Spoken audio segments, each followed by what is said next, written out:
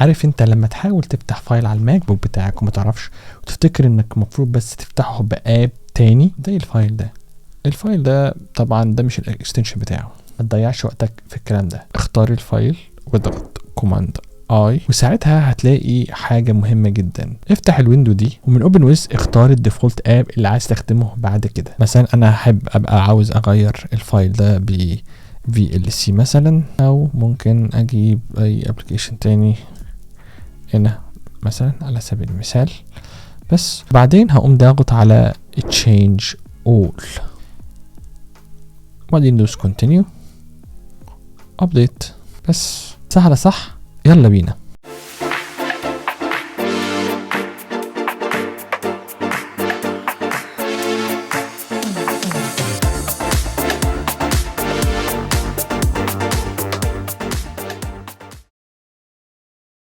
ازيكم، انا عمرو الشيخ وده كلام في التك. يا رب تكونوا بخير. اهلا بكم في القناه.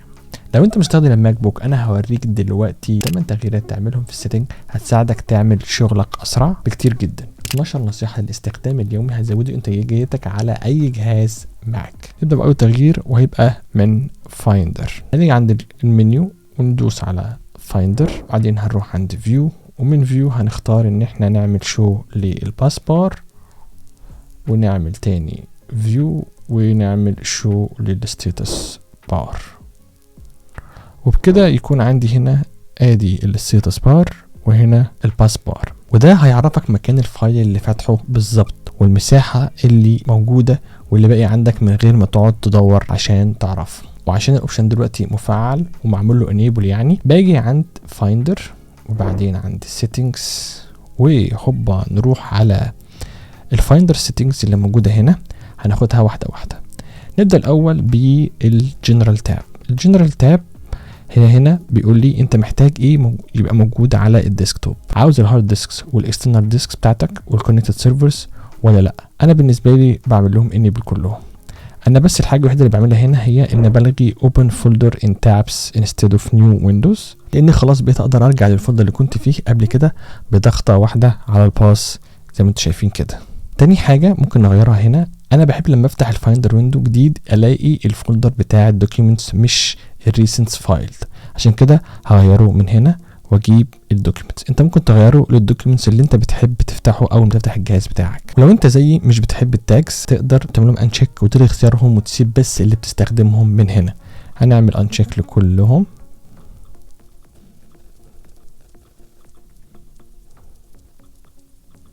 وبكده نكون لغينا كل التاجز، والنتيجة بتاعتنا ان احنا ما عندناش هنا، والمنيو بتاعتنا السايد بار بتاعنا شيك ونضيف. نخش على اللي بعد كده هو السايد بار. بالنسبة للسايد بار مش بحب يكون فيه حاجات كتير على الفاضي، فبعمل انشيك برضه للحاجات اللي مش بستخدمهم زي ما انت شايف هنا الاون ماي ماك والموفيز والميوزك والبيكتشرز والحاجات دي. بس انا بسيب بس الحاجات اللي موجودة هنا دي بس كده. ممكن تعمل بوز الفيديو لحد ما تظبط السيتنجز زي ما انا عاملها هنا. نيجي للادفانسد تاب. الحاجة الوحيدة اللي بغيرها هنا هي search this Mac وبختار بدلها search the current folder. كده لما اجي اعمل سيرش على حاجة مثلا في الفولدر ده هيدور بس على الحاجة اللي انا بدور عليها في الفولدر ده، مش هيدور عليها على this Mac اللي هو على الجهاز كله. وقبل كده كان بيطلع لي نتائج ملهاش علاقة باللي بدور عليه. اخر تغيير اقول لك عليه في السيتنجز الماك بوك، هتفتح السيستم بريفرنسز من هنا، هتروح على الكنترول سنتر وبعدين تنزل عند الباتري وتعمل شو برسنتج. زي ما شايفين هنا البرسنتج ظهرت، قبل كده هي ما كانتش ظاهرة ودلوقتي البرسنتج ظهرت معانا. بصراحة مش فاهم ليه قبل صعبت الوصول لفيتشر مهمة زي دي. نيجي بقى للتيبس اند تريكس ازاي تزود انتاجيتك على الماك بوك. نبدأ من الدوك. اول حاجة تقدر تغير فعلا موقع الدوك بانك تدوس شيفت وتحرك الخط كده. ممكن نعمل تاني ندوس على شيفت خط، رجعنا هنا تاني اهو.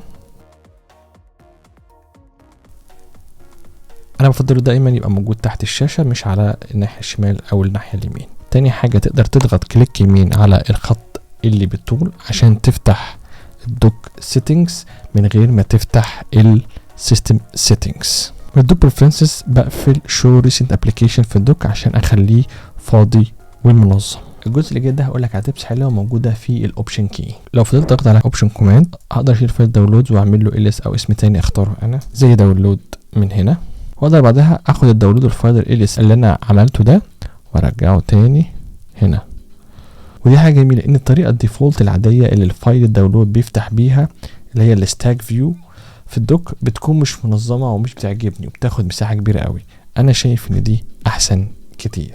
دلوقتي ممكن امسح الفايل الالياس ده. انا دلوقتي عملت ديليت لفايل الداونلود اللي انا كنت عملته وهيبقى لي ده بالشكل المنظم ده. تب تاني شبه اول واحده قلتها في الفيديو، لو انت ضغطت كليك يمين على فايل عشان تفتحه باب تاني وتختار اوبن ويز، لو ضغطت على الاوبشن هتتحول لاولويز اوبن ويز عشان دايما يفتحهولك بالاب اللي انت اخترته ده. ولو عايز تعمل كوبي بسرعه من الفايل عندك اختار اوبشن واسحب الفايل لتحت او لفولدر. التب اللي بعديها في العادي عشان تعمل اكسباند او تظهر الحاجات اللي موجوده جوه الفولدر كان لازم نعملها واحده واحده كده، لكن لو فضلت تضغط على اوبشن بص هتقدر تظهر كل الفولدرز والفايلز مره واحده. كمان لو فضلت تضغط على اوبشن في اي تاب في المنيو هنا هيظهر لك الهيدن دايركتوريز او النيو فانكشنز مثلا زي اللايبراري. ده هيساعدك او بعد كده لما تيجي تفتح مقاله او توتوريال بيساعدك تظبط السيتنجز في الجهاز، وتلاقيه بيقول لك تفتح مثلا فايل انت اصلا مش لاقيه، لكن لما تفضل تضغط على اوبشن هيساعدك تلاقيه. وبالمناسبه فولدر هيدن لايبراري موجود تحت قائمه جو، هيساعدك قوي لو استخدمته اكتر. افضل ضغط على اوبشن وهيظهر لك افتح لايبراري وبعدين فايل اد تو سايد بار، وهيزوده لك هنا عشان تقدر توصل له بعد كده وترجع له بسهوله. نيجي بقى لتب جامده هتعجبك قوي، فايل الفونز اللي انت بتختار منها موجود اصلا في اللايبراري، تقدر منه تمسح او تزود الفونز اللي انت عايزها. واخر حاجه في الجزء ده لما تضغط ضغطه طويله على اوبشن ومعاها زرار الاكس الاحمر تقدر تقفل كل الويندوز المفتوحه لاي ابلكيشن تختاره. دلوقتي اقول لك تيب قليل قوي اللي يعرفوه هتساعدك تزود انتاجيتك ومعدل شغلك بالماك بوك، وهي انك لو وصلت للايفون بتاعك بالماك بكيبل وفتحت كويك تايم بلاير بعدين دوست على فايل وبعدين دوست على نيو موفي ريكوردر،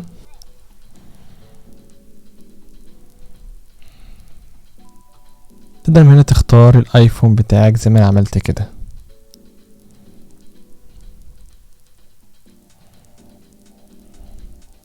وتقدر دلوقتي تمام تعمل ريكوردنج من الايفون مباشرة وتلاقيه على طول على الماك بتاعك. كمان تقدر تعمل فيرتشوال ميتنج او اجتماعات اونلاين وتستخدم الكويك تايم بلاير اللي بقى في شاشة الموبايل دلوقتي عشان تعمل ديمو للبرودكتس. لما تضغط كوماند شيفت 5 هيظهر لك السكرين ريكوردنج العادي بتاع الماك بوك.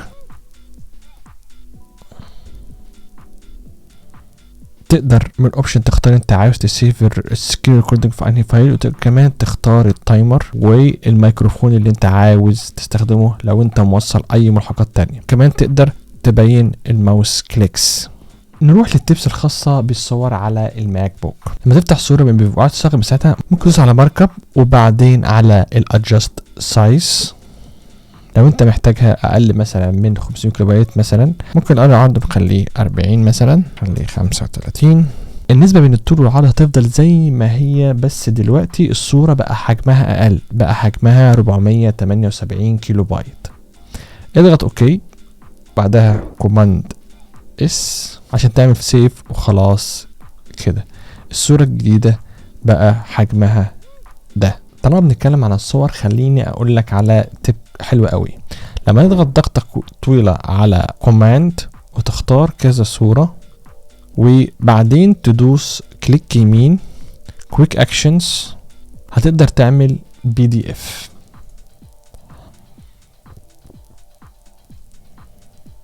ولما تفتحه في البريفيو تقدر كمان تغير ترتيب الصفحات بان انت تسحبهم لفوق او لتحت كده، وبعدين هتدوس كوماند اس عشان تعمل سيف للPDF بتاعك. لو عايز تعمل العكس هتفتح الPDF دوكيمنت على بريفيو بعدين هتروح على فايل وبعدين تعمل اكسبورت واختار مثلا PNG